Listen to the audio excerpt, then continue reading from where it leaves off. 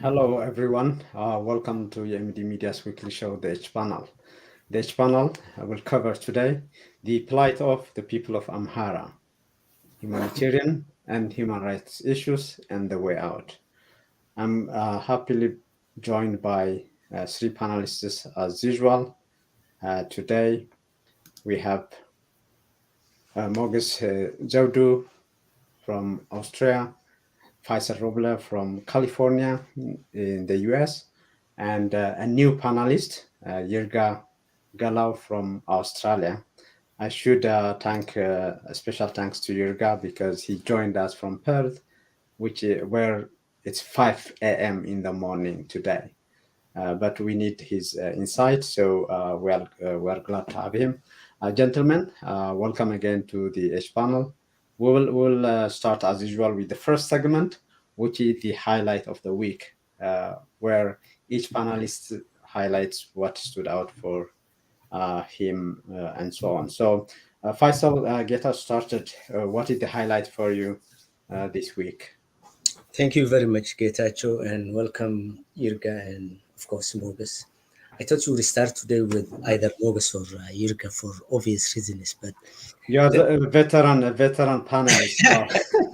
okay. But let me say that really, what stood out for me was Ethiopia's application being accepted to the BRICS group, and I gave an interview to the BBC a day after that application was accepted, and I was really not in favor of, not because Ethiopia joined this group, but I don't see any economic benefit as to why Ethiopia joined the BRICS. If the BRICS is supposed to be an economic conglomeration of several groups that want to be free from the grip hand of the West, well, that's not a good decision because the numbers will tell you that Ethiopia trades heavily with EU and the United States of America, and a huge currency that Ethiopia uses and wants is coming from that. And what Ethiopia sells to these two markets is not products that are needed either in India or in Brazil or even in South Africa, or for that matter in China, because coffee is not a luxurious material that those communities at this particular time want. Ethiopia trades with EU and America, I think over $1 billion each, more than that, and it also heavily buys products from these two countries. So I don't know what findings the Ethiopian government carried out. My sense is that a there is no really guidelines for the BRICS to welcome members, and B, for about 17 years, the BRICS hasn't shown any tangible kind of policies to help their members. So I'm afraid that it's gonna happen and be what happened with the non-aligned movement that spurred sometime in the 70s and really died. Is this really something that Ethiopia would benefit, provided that Ethiopia gets a huge food aid at this particular time for its 23 million starving people that the West feeds, the fact that budget support is also coming from the West? What is Ethiopia getting in trade by joining BRICS? Although finally the United States said that it doesn't mind for their friends and its friends to join other economic entities such as BRICS because they don't see any contradiction. That's really the diplomatic language that came out of the US. But I didn't see any persuasive reason as to why Ethiopia makes joining this a big deal. Thank you, Faisal, for that. Let's go to Mogus. Mogus, what was the highlight for you over the past 7 days? Thank you very much, Getachew and other panelists, and Dr. Irga for joining us. It is always my pleasure to be with you.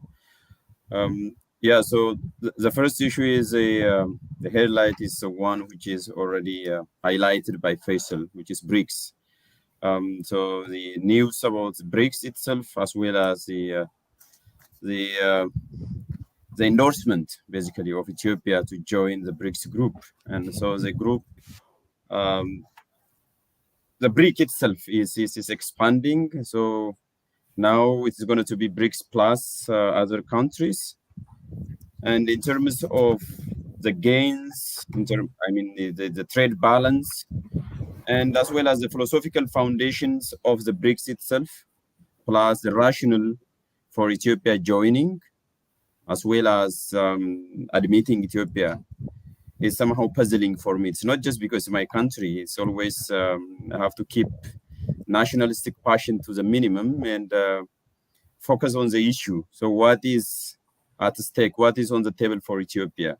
So I agree with Faisal that the trade balance tilts toward the existing heavyweights, the so-called BRICS, and I don't see that Ethiopia is going to benefit much from in economic terms, in real economic terms, because we do not have a strong wide economic base. That's one of the problem with the Ethiopian economy. So we do not have trade base. It is called trade base. So we don't have a diversified export commodities, which is needed by those countries. If BRICS is of course about economics, which I doubt, because we haven't seen any tangible or meaningful trade partnership as such.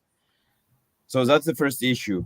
And the second one is, what is the philosophical foundation of BRICS anyways?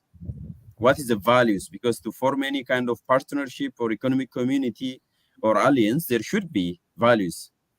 Of course, I'm not comparing it to European Union or ASEAN or transatlantic or whatsoever, but at least there should be a commonly shared values, be it political, human rights, or other sorts of values. So it has never been clear on what basis all those disparate and the desperate groups, that's how I would like to explain. Disparate and disparate groups are patched up together, because we have democracies, we have autocracies, we have authoritarian regimes, Ethiopia being one of them. And so in terms of values, I don't really see whether it is anti-Western sentiment, which is the only glue. But we do not see the anti-Western, because India is pro-Western, South Africa is not that much anti-Western. So to be honest, I don't see the philosophical foundation anyways. And in terms of economic gains, Faisal has already explained, I buy that argument. And fast forward, just in a minute, the second highlight of the week is the political crisis in the Amhara region, which is of course going to be the major discussion of our panel. But I would focus only on one aspect of the issue: the reshuffling of the regional administration in the Amhara region, the changing of the cabinet, as well as the president of the Amhara regional government. For me, it is not going to resolve any underlying structural and pressing issues in the Amhara region. They are not even dealing with the sticking points, that the so-called elephant in the room. And this person is now going to bring in any fresh leadership, be it in terms of political autonomy or leadership skills, or just attenuating the needs and the pains and grievance of the people, including the fund of movement. So by all measures and parameters, I do not see in the near future that this person is going to contain the crisis, even by putting myself in the shoes of the Prosperity Party or the Prosperity regime. We are having another puppet. And actually, this is my final word, it is very worrying. And even it is the puzzle of the century that we have 6 presidents in the Amhara region in less than 5 years. Actually, it's not even 5 years. It is 4 years and 4 months. I counted it. Since Gaddu Andargacho resigned, he resigned at the end of March 2019. And now we are in August 2023. In just 4 years, we have 5 presidents. In total, we have 6 presidents, as we can see on the screen. So what is really going on there? Because if you see Mr. Shimalis Abdisa of Oromia Regional State, which is a sizable region in terms of population and in terms of crisis fabrication as well. He has been there for the last 4.5 years, and the same goes through for other regional presidents. So I don't see the push factors for changing the leadership in the Amhara region now and again, and now we have the sixth one. So that is my observation, Getachew. Thank you very much. Thank you, Mogus. As you said, the main topic for the day is the crisis in Amhara region, but specifically with the plight of the people, the suffering, the pain, the millions of people are going through. So we'll go to that in the main topic. But Dr. Yurka, again, welcome to the H panel. This is your debut today, and hopefully we'll have another opportunity in the future. So what do you want to highlight this first panel you are joining today? Thank you for inviting me, and I'm glad to join all of you.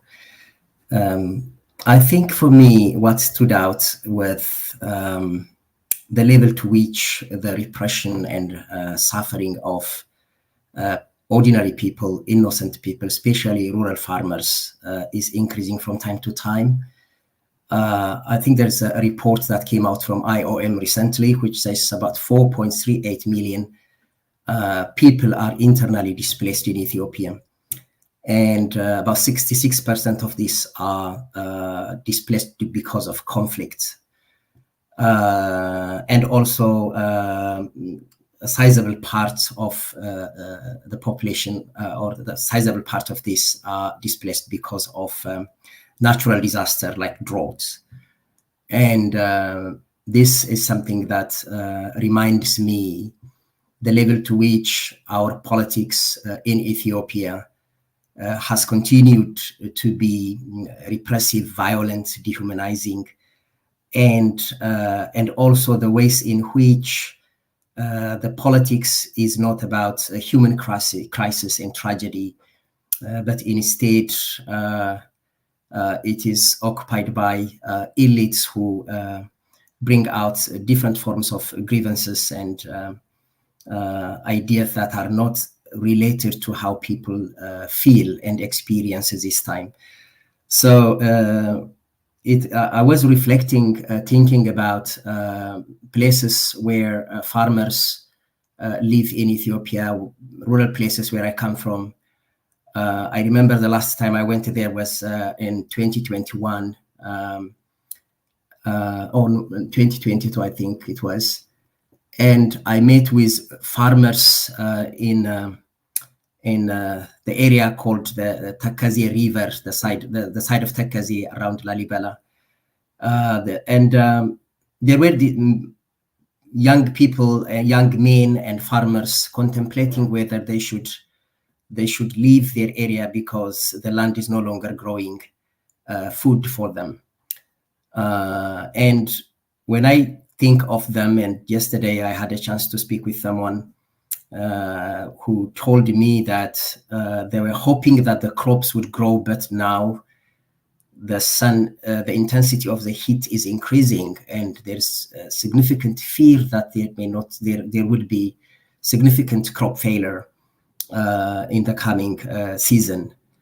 So on top of political prosecution, on top of a government that works against the people by sending in military force in response to genuine grievances that are expressed by the people, and also the silencing of the suffering of the people, the normalization of pain, all of this really is something that has occupied me and make me think that we are indeed not really human at this point in time, because we become human when humanity is crushed. We try to lift up that humanity and stand with them. That is how human beings become human, by doing what is required for those whose humanity is taken away from them. So it's a time when possibly there is the so-called the end of the humans is clearly being manifested, and a time when especially the Amhara people, especially poor rural Amhara people, whose identities has been denigrated, whose people have been depoliticized by Ethiopia's political regimes in the past, are suffering at this time. And that was what occupied my mind all the time last week, and also the time before that. Thank you, Yurga, for that highlight, important, painful highlight. Just let me start with you for the topic of the day as well.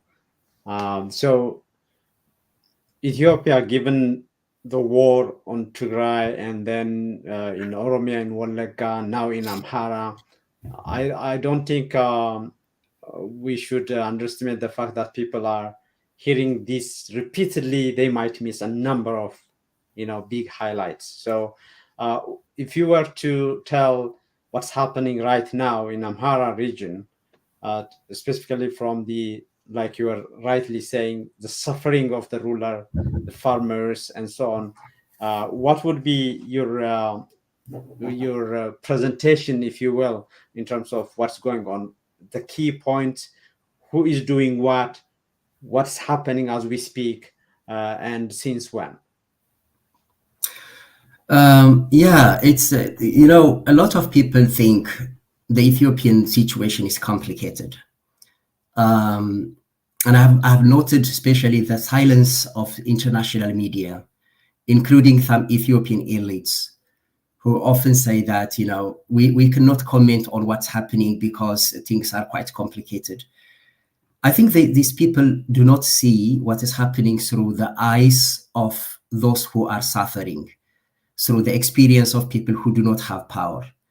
I think people, as Mogus was saying earlier, are interested in sensational stories that has something to do with what they want. Of course, BRICS was one of the highlights, which I don't see any importance or significance at all in relation to these poor people in Ethiopia who are suffering now.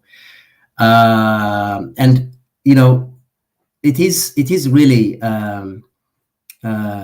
easy, very simple, very straightforward for anyone who see what is happening to innocent people, to children, when hundreds of thousands of people are made homeless by a government who went out demolishing their homes, when innocent people, rural people, farmers are slaughtered like animals and forced to be displaced, when their representatives, political representatives, are jailed, and in thousands people are taken out of their homes and jailed. And you see, when people's sense of who they are is not disturbed by this level of repression, or when their outrage is selective only, and that is a time where the time that becomes so frightening for human beings to live in.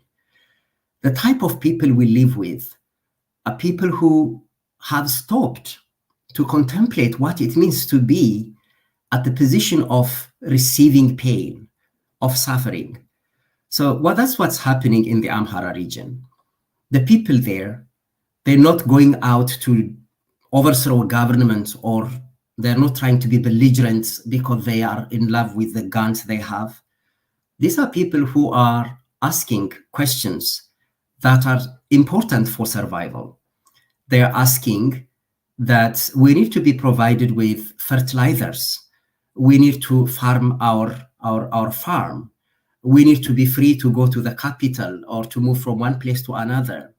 We don't have to be prosecuted simply because we are Amhara. Our churches, our faiths should be respected. And all of these questions, which are related to the questions of being human, existence, and survival, are being crushed. So I see in Ethiopia a war between the desire of the prosperity of the few versus the survival of the many. The many means the poor people, be it not just in Amhara, but also in Oromia or in Tigray or in other areas as well, an entire population who are struggling to survive, who are poor, are dehumanized and are represented by political concepts and ideas that have very little to do with their lives and demands, and are being subjected to different forms of violence. And in particular in Amhara, the Amhara people are objectified as inheritors of this monarchical crime, and are being projected as enemies that can be destroyed. So in my sense, I think the most important point that has become now clear is the Ethiopian political system has invented Amhara people as a crime. Because through the eyes of the political system in Ethiopia, being Amhara is associated with some form of political crime.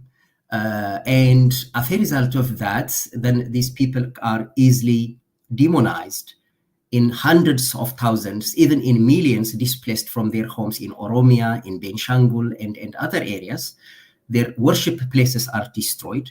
Even anyone that opposes the government, that worships the Orthodox faith, is regarded as Amhara, or is prosecuted and punished. Even I have heard people who are Oromo, but follow Orthodox worship, at least in some places, have been subjected to violence because they are regarded as Amhara. So we live in a country that invented or manufactured an enemy called Amhara and allows the perpetuation of violence on anyone that is associated with this identity. So we live in a time when the Amhara people are facing existential threats, and that is what I see. But of course, on the other hand, I see also the people resisting, saying that we do not allow ourselves to be extinguished. We have the right to exist. And we live in a time when people are fighting for their existence against those who are fighting for their own prosperity and power. Thank you, Yirka, for that starting point in terms of what's happening and where, in your view, this comes from. Faisal, I want to go with you, and Mogas will follow. On one of the difficulties some people, specifically within the Ethiopia side, this coming after Tigray war, is the issue of agency. Whoever is representing in the media, in terms of the people of Amhara, the millions of farmers who are suffering, going through pains, they were people who actively justified and took part, even led the war on Tigray and so on. So for our audience, specifically because our objective today is to highlight and amplify the suffering of the people, the humanitarian issues, the accountability and so on. So as a veteran analyst, as a person who have been following all this for decades, how do you see this this agency issue in terms of the voiceless millions of Amhara farmers having a voice in those who were supporting war against other people, if you see what I mean? Yeah. I think I will not go back to the numbers of suffering expressed in statistical manners, 4.3 and probably plus. I will only caution us to tell what they call a single story. There is no question that following the Tigray, if you will, crimes against humanity, and some people calling genocide, which is yet to be verified, the Amhara crisis follows. Not started at that time, it was always there for a while, as Yirga probably believes, and I believe too, but it exploded recently. As far back as 1991-92, when I used to write for the Ethiopian Review, I could see dissatisfaction among Amhara elite as to what was happening in the country. Right or wrong, that's a debatable issue. But I think there seems to be a blurring of the line between the suffering of the Amhara masses and a disparate, as Mughals always would use probably, a disparate and often desperate Amhara elite who tries to, in my opinion, peddle the suffering of the Amhara masses. And this is what I would say. I grew up in Jigjiga in the 70s. And the relationship between the Amhara students and the Somali students was very enviable because the Amhara students were more active than the rest. We will go out and hide them in our neighborhoods when the police is looking for individuals.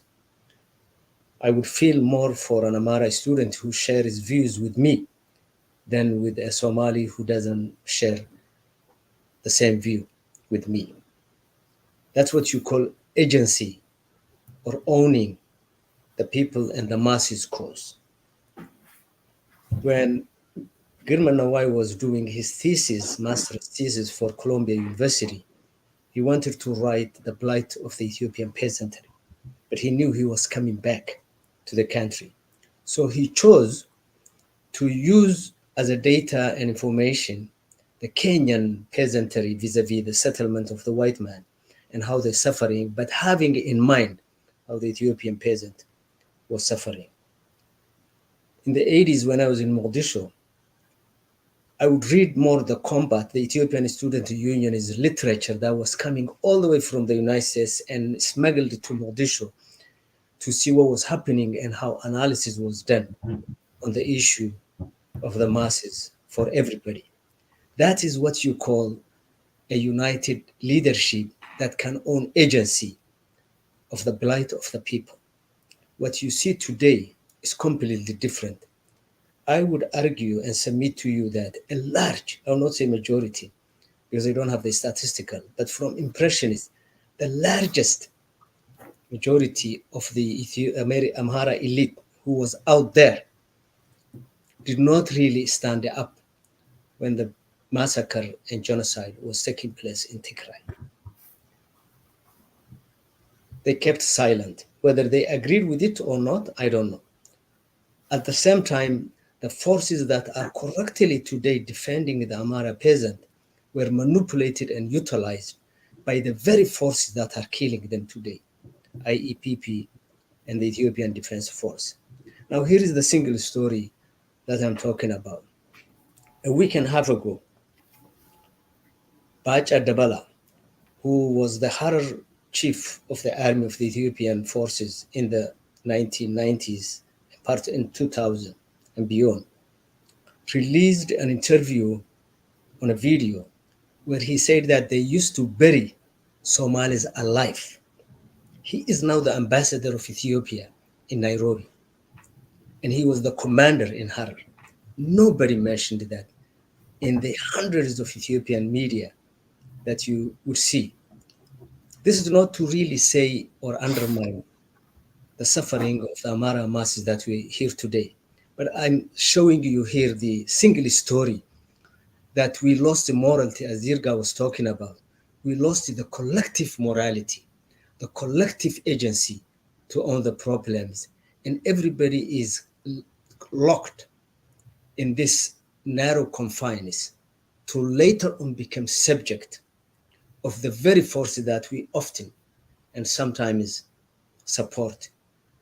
The first crackdown of the Ethiopian elite oneness, in my opinion, in an organized fashion, came at the heels of the Oromara.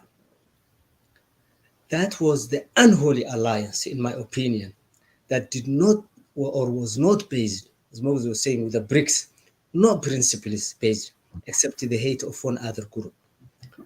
2017, 45 Somalis were massacred in Awadai. I wrote an article independently, and I was vilified as opposing one group.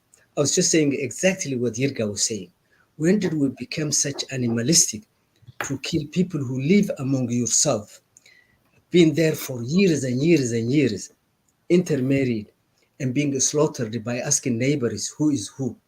So I think I agree the overall depiction that Irga painted, that the Amhara masses are suffering today, but they joined company. They finally joined the company. And when I say finally, I don't mean to say that they haven't suffered in the past. But today, the action is on them by a very vicious authority that are already axed and chopped the heads of the Tigray masses, or even before that, chopped the heads of the Somalis in 2007, 2010, where the Ogaden region was blockaded for months. And again, we were silent, majority. So I think there is a failure in the Amhara community. The masses' question has been hijacked by such an if you will, opportunist elite. In 2019, Getachew, I wrote an article on our guy who's now speaking, Ndargacho Tsege. I went with friends, and from 1991 to 2000, I didn't have a single Somali friend. All my friends were non-Somalis, mainly Amharas. We disagreed, we debated, we argued till the wee hours, and we agreed to disagree to keep that community that we own. So 2019, when the change came, I went and I was surprised how that man was talking. One time saying there is no Amhara community or Amhara nation. The other time is he was beating the drum for people to go up and fight. And I think that is the problem. We lost a leadership that focuses on the price, and we have been subject for this, opportunistic leaders who peddle and take advantage of the suffering of the masses that Irga, explained and have explained in the Somali situation, in the Oromo situation. So I think it's about time to really collect that agency you talked about and sit back and say what went wrong and how can we really put a collective vision so we can understand the problem as well as the solution. Thank you. Thank you, Faisal. I think at the end of the show, we'll come to the point where, in my view, because millions of people from every corner are united in suffering, there should be a way as well to address accountability, irrespective of who did it on who. I think accountability is a way to go, but the how part, I think I will leave it to you. Moges, I want to come to you on the same kind of question I asked Jirga. Specifically, you run a media, and I'm sure you get a lot of reports from the ground. So if we were to characterize what's happening to the people of Amhara, to the millions of people, to the farmers, to the poor urbanites, and anyone in between, how would you characterize that suffering and plight that's going on now? Thank you very much. To begin with, I will not also go through the statistical issues for two reasons. For one, we already have the report and evidence portrayed there. For the other, I've been accustomed to know, as you said, reports after reports, suffering and the pain of the people, the plight of the Amhara people, and I've been writing on those issues. And surprisingly, Getachew, there was an article which I wrote for 2 years ago in March 2021 with a title, exactly the same title. It says the plight of the Naftanya, in quotation, people, and it says the disposable people. So I went to that extent after diagnosing and observing what has been happening against those people. So yes, I am aware of what has been happening, and I would rather focus only on the structural issues and its manifestations. So what are the structural problems and what are the manifestations? So what we are seeing now is partly the manifestations, and partly it is even the humanitarian problem is a human-made or a man-made. I would refer to say it's human-made instead of man. So human-made and the fabricated. The conflict itself is human-made, and the humanitarian crisis itself is the result of the failure the dismal failure of the leadership, and especially the regime in power. And that being said, I would like to emphasize on the issues that have been already raised by Dr. Irka and Faisal, and I just add one more in the sake of our time. The first one is, why is the elites from different walks of life or groups or ethnic groups or religious groups, including as professional associations, simply human beings have been silent, and as well as why the international community at large has been so silent and very deafening. I think the international community is somehow in some form of compassion fatigue. So they got used to the Ethiopian crisis, and sometimes the signal we send is very confusing. One day we say no more, and then the other day we just also go out and say we need more in terms of strategic thinking, in terms of foreign policy engagement. But generally, they only report, even when we see the huge media platform, be it CNN or BBC, who take no time to report about other issues, would never come out and report about the plight of the Amhara people generally. So there should be some deep-seated, either in terms of rhetoric and discourse or narratives, or maybe some kind of foreign policy deficits out there.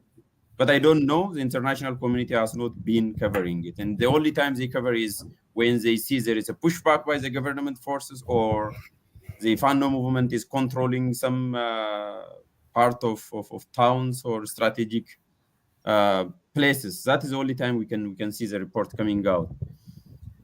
But the broader factor, which makes more sense for me and deserves more attention, is the selective outrage, which Dr. Irga rightly pointed out. But with that selective outrage, I was even asking the other day, asking myself, is humanity itself on its way to grave in Ethiopia? Humanity itself it seems that it is going to grave. And I have the reason to say that.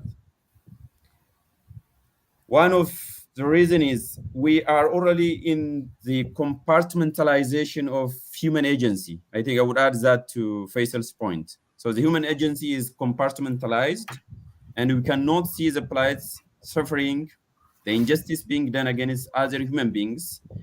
And if you do not feel the pain of other fellow human being, and by sharing the same citizenship and at times being neighbors, I think we are losing our humanity, the very essence of humanity, and that has been compartmentalized. And that is exactly the point Faisal made, and I share that part. But again, if we take the short term, so by keeping the structural aspect for now, the prosperity regime that Dr. Irga usually says it is the prosperity of the few and the survival of the many. And I think I have to rephrase it with all due respect. I think you will agree with me. I would say the prosperity of the few and the suffering of the mass. That is a proper word. Not even survival. The suffering of the mass is what we are seeing, and it is on a massive scale. But it goes beyond that when it comes to the Amhara people. And there is where it comes my word. The Amhara, any kind of injustice, any form of evictions, displacement, and the humanitarian toll that we have been witnessing seems to have come with no consequences or accountability. That's why I said the disposable people in quotation. That means you can get away with your murder and crimes, and yet you are not paying for it, politically speaking. So the people lack political agency. Structurally, the way the polity itself is structured. And even now, as we speak, I think I would end with this statement. Last week, as I was thinking of whether we have lost our humanity or not, speaking to my mind, struggling with my heart, and talking to my own rationality, there are two ways of cooperating and showing solidarity, Getachew, and all of you. One is out of humanity, compassion. That is favorable. But there is another Ethiopian version, Nagbani. That is the word. So it is out of pure self-interest. That means it will be on me tomorrow. I don't have a proper translation. It will be on me tomorrow. That means it is in my best interest, selfish, rational interest, to condemn any kind of atrocities and injustice against other people. So we are not only losing compassion, which is based on humanity. I think we are losing grip on the Nagbani that we used to have in Ethiopia, and it is loosening, and that is very scary for me, Getachew. Those are the points I would like to make. Thank you, Mogus, for that. Yirga, you feel free to add anything you want on what has been raised, but I just want to also, yes, we have this suffering that's going on, and it needs to be highlighted. It needs enough attention, both domestically and internationally. But the way out of this, there are many people who think about it's about accountability. Like I said before, one of the mechanisms that people hoped for when it comes to Tigray, but with a mandate all over Ethiopia, is the International Commission of Human Rights Experts on Ethiopia. As you know, they investigated at least remotely what happened in Tigray and partly in Wallagga as well. So they have a mandate to do, if they have to have longer life, what happened in Amhara as well. So, but unfortunately, this commission will cease to exist if it doesn't get any renewal this September. So our sources, Yomdi media sources, are saying that Abiy Ahmed will be going to New York for the General Assembly of the UN, building on his BRICS success.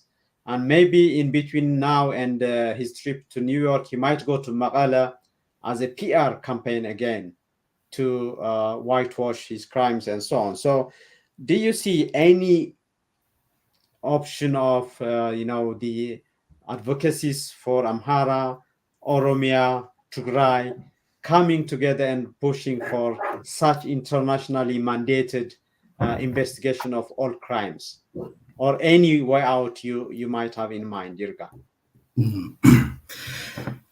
Thank you. I think when we think of agency, we should think of the position, the place from where that agency is exercised. Agency cannot be exercised on abstract ideas. You have to be placed on a place, on life, on people. And the way I see the Ethiopian system is simply a way by which Ethiopia is divided into two. The first one is where the poor Ethiopians, which I call the zone of non-being, people who are farmers, 80% or more than that, live in rural areas. They are not part of politics. They cannot be accused of being participating in this war or in this politics or in this economics. They're simply poor people who are excluded from everything. And of course, in the cities as well, there are poor people, young people, which would make these people who occupy a zone of non-being, a place from where agency cannot be exercised freely. These are people who are deprived of their agency. If we stand from the life of these people, a lot of the blames, a lot of the narratives that we provide makes absolutely no sense. Because these people don't make narratives, they don't make decisions, they are not part of any political agency. They are people who are, farmers who may be manipulated, some of them, but their entire life is not part of the political system in Ethiopia. They are excluded entirely. They don't get services from the government. So the cruelty of our narrative is the way it includes these people within the ideology and the power interest and rivalry of the few urbanized political elites. it is really shocking to assume that political elites who advance their narratives often based on Western ideas, Eurocentric ways of thinking, whose reasoning is often rooted in Western power, in what leaders are doing. It is really it's really wrong to assume that these people represent those who are living in a zone of Nenbing. That's why my book, Native Colonialism, is about how in Ethiopia, native leaders created a colonial system so that they use the tools of colonialism. Tools of colonialism includes ideologies and structures of power, Western education system, and all of this to manipulate them, to make them fight against each other. So that is what we live in. And when I speak from that place, from the place where people are completely decimated, be it in Tigray or Somalia or Amhara or Oromo, the people suffer more or less in the same way. But of course, what makes it even much worse is the case of the Amhara. I don't believe most elites in Tigray or Oromia or other places really represent the lives of their own people. They don't necessarily advance causes that relates to the cultures of the people, be it the education system. We may not have time to talk about that, but I don't believe there is as such a clear representation of the interest of the poor mass people by their elites anywhere. There might be exceptions, of course.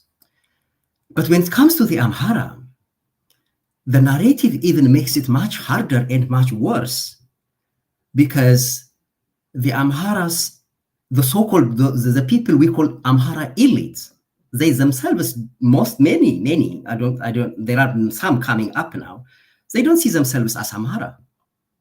You cannot impose a political agency, a political identity on people who do not call themselves Amhara. Of course, they could be held accountable for what they do, for what they say. If you consider anyone that, for instance, supports Ethiopia's unity or that doesn't accept ethnic federalism, and if you call that person Amhara, you are collaborating in a criminalization of Amharas, poor Amharas. You are allowing them to be murdered in the name of these people. I have referred to an article written by Professor Asafa Jaleta about the Prime Minister Abiy Ahmed. When Abiy Ahmed started to kind of support and be closer to the Amharas, he wrote an article, it is on the conversation, you can see it. And he said most Oromos believe Abiy become cruel because his philosophy, his ideas is transmitted to him through his Amhara mother. So if the Prime Minister does something that affects the Oromo interest, he is Amhara. But if he does what they want, he becomes Oromo. If someone in Addis Ababa comes out and supports the Prime Minister or supports the war in Tigray, he is Amhara.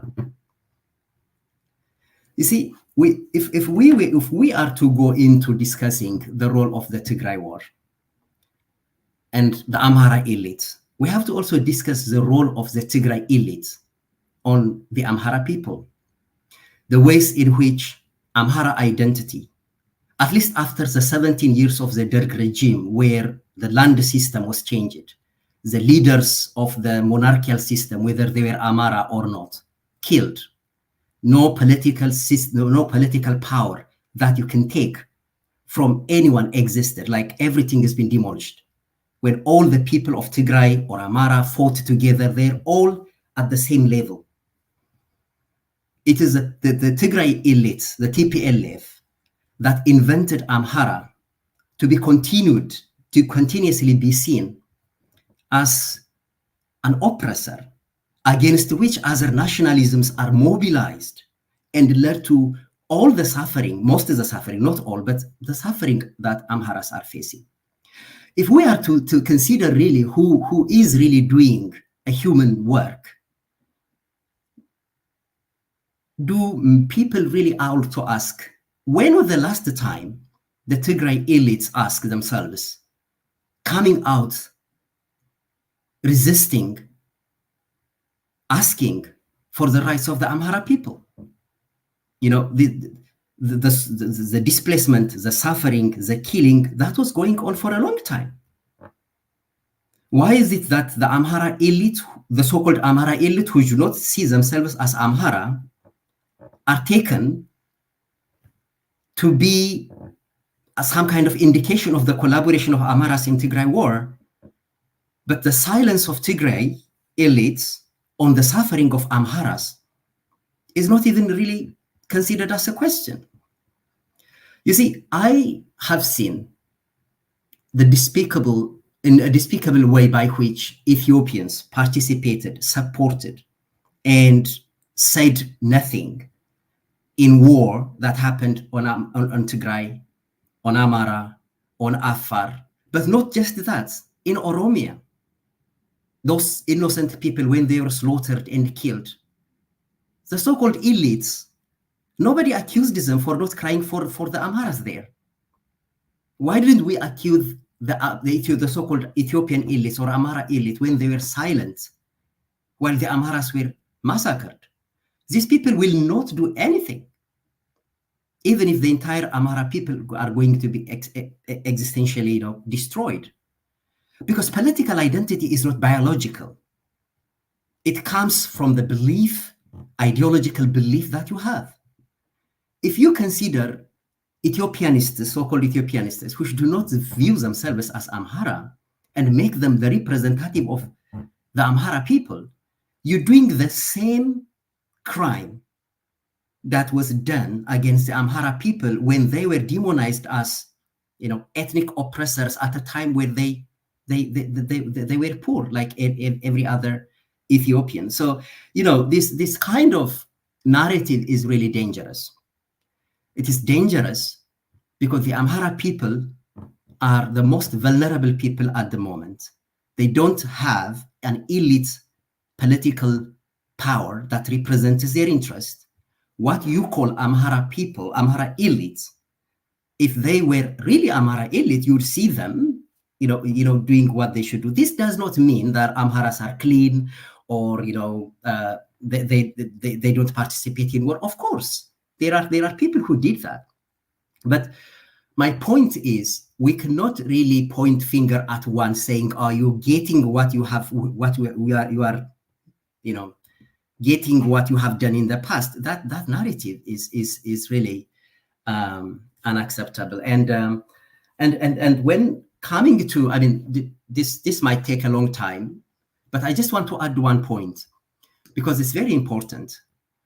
During the war in Tigray, and also when it comes to Amhara, especially at the place where I come from, Lalibela, I've gone there and have seen the destruction and the suffering of the people there as well during that time. But in the people's hearts, I haven't seen hate towards Tigrayans. I have seen at Takazi Gadam people praying for peace to prevail in Tigray.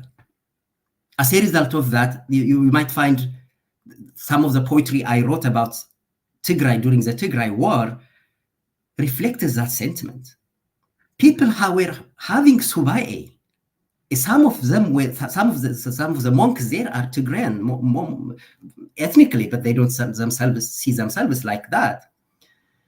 And only 13 or 14% of the entire Ethiopian people have access to the internet.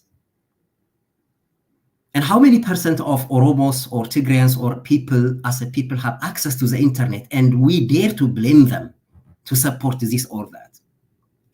So I think that is important, because when you think about agency, we have to be placed not in this ideological space that we inhabit about who is elite and who represents what. We have to be at the place where the people are. The Tigray people, for instance, where they are at the moment, in terms of having no access. If there is a heart that can accept Abiy Ahmed and sing for or celebrate the peace, which I really appreciate peace, Why aren't the Tigray elites advancing that we should actually make peace with Amhara? Why is that difficult? Because it is the responsibility of the Ethiopian government during the war in Tigray, because the government mobilized Amharas and others to participate in that war. It comes back to that selectively demonizing Amharas right from the beginning where the constitution came out. And that seems to be the only reason. What miracle could be there to allow these leaders? Jirga, I'm so sorry to cut you off because of the satellite, but just finish because we have to put it as a panel. Yeah, so that is why. And I think when coming back to your point, if we want people to be reconciled, we want to advance for human lives, I don't think the international community will give us any solution. We have to advance for a way by which the people in Tigray and Amhara and everywhere should come together, not just the politicians on the top, not the elites, not what the dramas that we see now. The people should be allowed to come together and have a discussion and solve their problems. And I think that is the best and only hope that we have, because our people still at heart believe that they are one. Yeah. Thank you, Jirga, for all this reflection. One of the things I think we are not going to into this discussion, but from Agenyo Tashagar to Johannes Bayalo, when they came out and saying, the people of Tigray, the people of, Ethiopia, the people of Amhara, all that, or when Johannes Bayalo said, we have to cultivate more hate towards the Tigrayans, all that. So no elite from Bahar Dar. By the way, we purposely use at UMD Media the Amhara adjective, not in some ruler, Spanish, all that, only in the people. When we call people Amhara people, otherwise we call the Bahar Dar elite, based on the capital, as is a notion and so on. In any case, there are a number of arguments that would be raised against some of the points you raised, but for now, we want to highlight the suffering of the people and so on. So we will continue to do that. Faisal, we are running out of time, I know, because our first ever panel with Jirga, I think we should rightly give him more time. So Faisal, in terms of way out, what do you see happening specifically from the lens of alleviating the suffering of the people of Amhara? Yeah, I think I will hang on to a word that Mogus used, which was structural. I think we can talk about Amhara suffering ad nauseum all day in, day out, because they're not the only ones who are suffering. They're suffering today, but they're not the only ones who are suffering. For instance, you mentioned the 5 presidents that have been shifted back and forth in the Amhara region as opposed to the Oromo 1 or 2.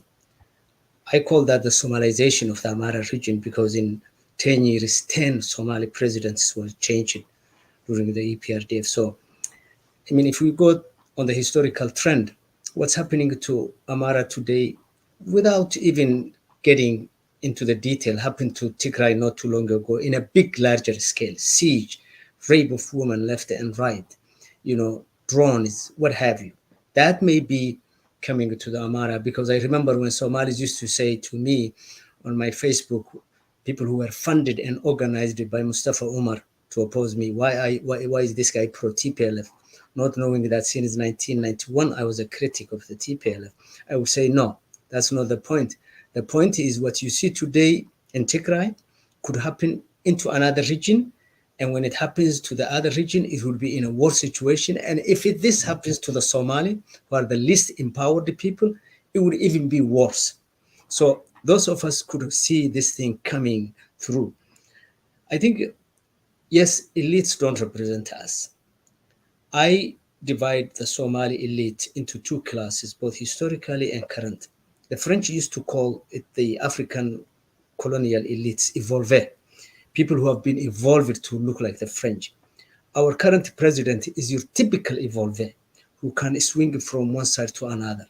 Not too long ago, he was called by some Gurubis the star from the East, because he spoke the word is that some elites from some regions wanted and took advantage of the conflict that we saw in Tigray and in Amhara region, and he really cashed on that. Today, he is your typical similar to the Oromo president, by just kowtowing PP to kill and mayhem the Amhara. The last target for us is the Amhara. I think prior to that, Yirga, we used to have the Lord Lugarist style, where chiefs represented us, not people who know, not the masses, but few handful chiefs that Haile Selassie would hand pick up, or Mengistu Haile Mariam, or even EPRDF. And I totally agree with you. Then the mayhem and the disarticulation that we have today, in my opinion, is not because of the fact that Ethiopia's constitution is bad or the federal system is bad. It was utilized opportunistically by the two powerful groups, TPLF and OPDO. On our area, OPDO, Somalis have been completely expropriated. Today, believe it or not, the Oromo last district is only 10 kilometers from Togwechale. So it's east of Jigjiga. Yesterday, there was a meeting at the Ethiopian embassy in Nairobi to show support for PP, that hundreds and hundreds of thousands of Ethiopian birr were spent by Mustafa people to come from Jigjiga all the way and went to Nairobi, London. Guess what? What happened was something that the ambassador and the embassy did not expect. Somalis revolted inside the embassy and calling PP and its leaders just exterminating Somalis. What's happening to us may not be seen by everybody, but it's happening to all of us. It happened in Tigray, it happened in Afar, it's happening in Amhara. I think, and I will shorten, I think we need more time, some other time in the future to discuss. But what is happening cannot be resolved by just looking at one angle, but probably structural approach to the issue, centering at this point in time. I agree with you, to center at this point in time what's happening in the Amhara region, the humanitarian crisis, the mayhem of the. You're right. I mean, at least in the Somalis, they trade. In the Amhara region, everybody depends on farming. And when you let the farmer not to go to his field and farm, or keep the fertilizer and instead give them tanks and drones, you're literally perishing the community. So I totally agree with you. Maybe we can discuss the solutions in the future, but we should not repeat the same mistake. The Amhara conflict is new. I'm aware of the fact that from the Dr. Asrat, Professor Asrat days all the way to today, the dissatisfaction has been here, and it mutated and took different phases. But I think this current situation is dangerous, in my opinion, and I'll stop here. Prime Minister Abiy got no punishment or no accountability for what he has done in Tigray. Today, there is nothing on earth that stops him from replicating the same thing in the Amhara region. And we see the initial stage of that. And that's where we need to start shouting. I will not undermine the effort of the elite. I think the elite has a big microphone, like we have this mic right now, but we need to nip in the bud the Amhara conflict and the Amhara humanitarian crisis before it expands the way we have seen with the Tigray situation. And thank you very much. Thank you, Faisal, for that. Moges, final thoughts, very short and solution focused. I will do that. I will make. I've been keeping an eye on the clock already. So, yes, I think the starting point is we have to recognize that it is the suffering and the plight is collective. I know that for today we are talking about Amhara. That doesn't mean that whenever you talk about Amhara or Oromo or Somali, you do not necessarily need to talk about others. But generally speaking, as Ethiopians and as each panelists, and we come from different communities, but we still Ethiopian, as well as elites with big microphones and at times big mouths. I would say that there are big mouths which are worsening the situation actually.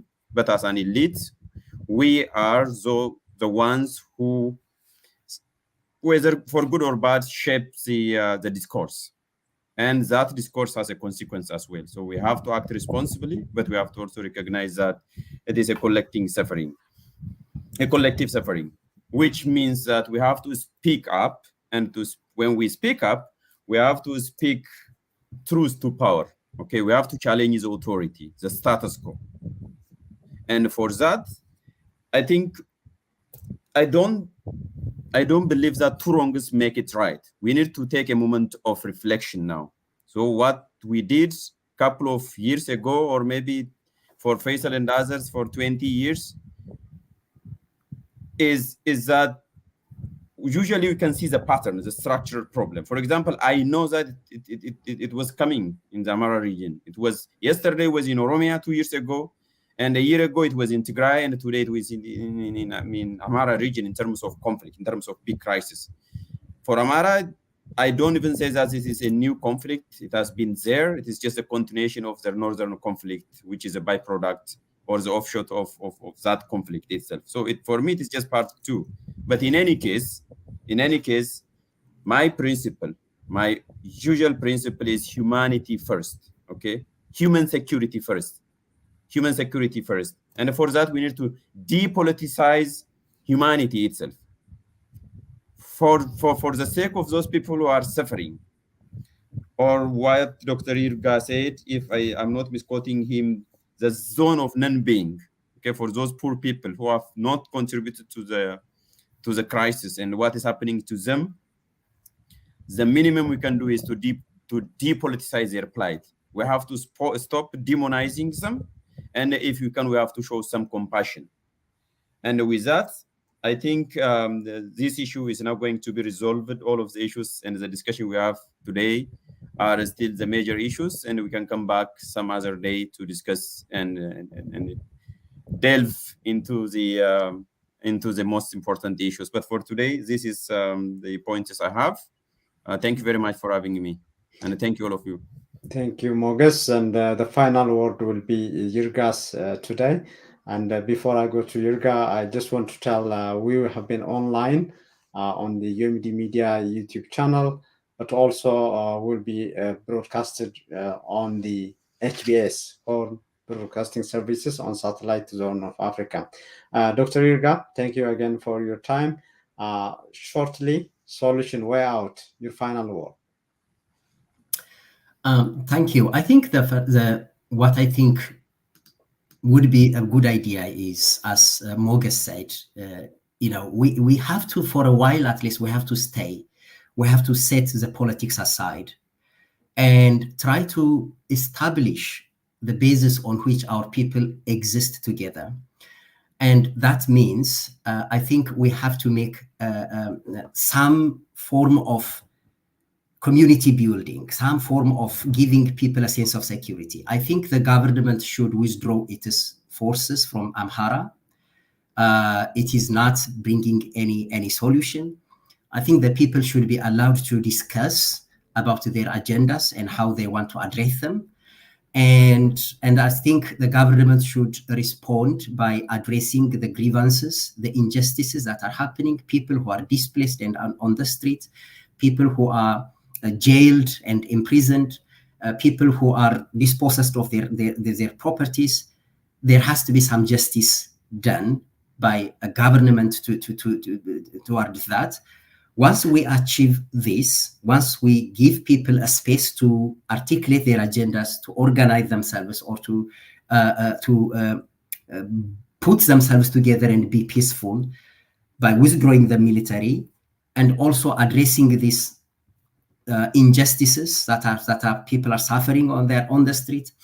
Once we do that in Amhara and also in other areas, we have to create a way by which people can have some form of reconciliation, not as elite, not as a politics, but on the base on which their life is destroyed, on the base of the agenda that they have. They can really create and articulate common Ethiopian agendas that they want to carry forward to politicians. Once we go through these steps, we can come back to the politics after that.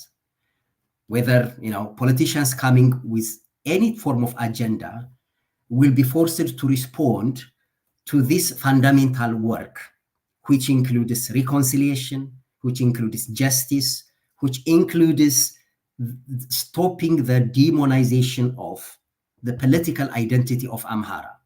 I think that is very key, because maybe I'm speaking, I'm Amhara, maybe you may consider it as an Amhara perspective, but in my opinion, as long as political liberationist forces organize themselves by projecting Amhara identity as their enemy, the poor Amharas will continue to suffer. If what is considered as enemy is this collectivist Ethiopianist camp, they need to have a separate or a different language for it. So we need to make sure that the Amhara identity should not be a political crime and should not be jumbled with any political identity that opposes ethnic nationalism, and also address injustices and create dialogue among people. Once we did this, we do this, the politics, I think, in Ethiopia will become much, much more healthier. And that is what I hope we can do. And the way to do it is to just see through the eyes of people who are suffering. Look through the eyes of pain. And that insight, that looking, will guide us to the right direction. And that's all I have for now. And really thank you for giving us this platform, and for all of you for making me part of this conversation. Thank you. And Dr. Irga, I think you have to stop taking an issue against Ethiopianist camp. I'm just joking. So we'll have a discussion about that in the coming days. No. The point I'm saying is what I'm saying is, I personally am not an Ethiopianist or an ethnic nationalist. That's a whole different thing. I consider myself as someone who stands on the feet of people who are suffering. And there was a program that I made with one journalist during the war in Tigray, for instance. I was advocating for a third space. A third space means, when the suffering was happening in Tigray, people were outcrying to international communities. There were always a desire to find solution from outside. So the bridge that we had has been destroyed. And of course, some priestess and individuals who were supporting the war, they become the representatives of those other monks and priestesses and mothers who are crying. So if we had a means of building that voice, the voice of the humans who really worry about war, we could have created a better conversation in terms of bringing bridges, amplifying voices of suffering.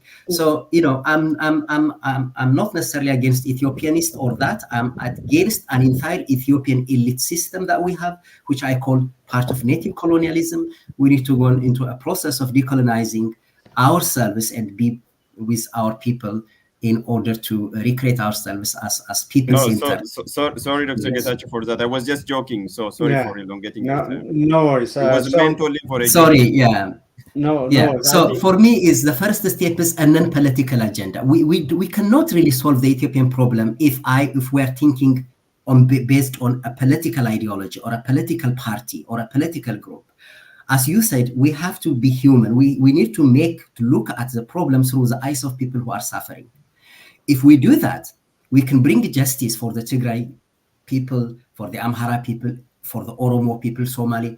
That is, at least we will have the language to do that. Otherwise, the political language, it doesn't have solution for ordinary people. Yeah, Irga, I don't think you should, and I'm Getachew, I'm sure you are off the line but I think we are live. We are still live. Yeah. Okay, so basically, I feel, and we can come back. But I sense some sort of idealism. One time I wrote an article when the Somali massacre started. Okay. 17 trips to Somaliland by Major Swaini, literally so overwhelmed by how Somalis were being massacred on the outskirts of Jigjiga. He appeals to the Victorian Queen to say, please, can you help the Mohammedans, meaning Somalis and Muslims? The way, the expeditions were so cruel. It happened in Gojam during Haile Selassie. I'm aware of that. It happened during the Wayane uprising. So, this has a long-term issue, and that's where I really lend credence to Mogos's argument. There are historical, structural problems that we need to focus on, as opposed to only appealing to human, because there's no policy that's called human political philosophy that can solve. There are historical, social, political problems that brought us today where we are, and we need to weave those with a cry for help and the cry for humanity.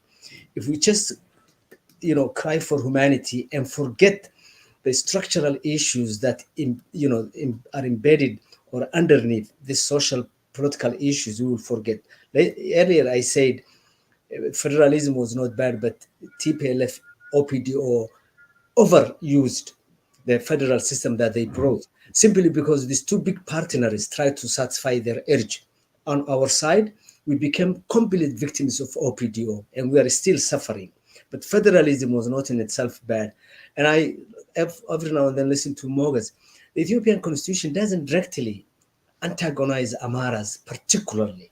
There may be some people who use the governmental structure to go after Amhara elites and then after Amhara masses, but there are things that Amharas don't like in the constitution, such as Article 39, and we the people, and when I say Amhara, some Amhara elites. But there is nothing in the constitution, and Mogus is a lawyer, that really goes directly after Amhara to say they are subhuman. Or even Somalis, who are, in my opinion, the poster child of oppression in the Ethiopian context. There's nothing that really always negated Somali in a special way, but there is the unspoken word. So maybe there could be some unspoken thing that you see about the Amhara being, suffering here. But this is a good discussion, and I hope we can come back. But I think structural issues are part of our suffering. Yeah, this is, I think, to be continued. And as Jirga was highlighting in terms of the humanitarian crisis, the displacement, and as we speak in Tigray, for example, around 146 tabias in the western, southern, eastern, northern, they are out of the control of the interim government. And in some cases, we don't know what's happening to the people under Eritrean forces and under in some cases in the Western, under Amhara and Ethiopian forces and so on. So I think what we have achieved today is to highlight what's happening to the millions of people, the suffering of the peasants, the rural areas and the urban poor. But again, this is to be continued. I thank you very much for your time. Yirgalau from Perth, Australia. I think by now it's 6 a.m. Faisal from the West Coast. Mogus is midnight now there where you are in Vienna. Thank you for your time and good night and have a good day. Have a good one. Thank you for having us. You have been following us live on the H panel, UMD Media's weekly show. Today, we were talking about the plight of the people of Amhara, humanitarian and human rights issues, and the way out.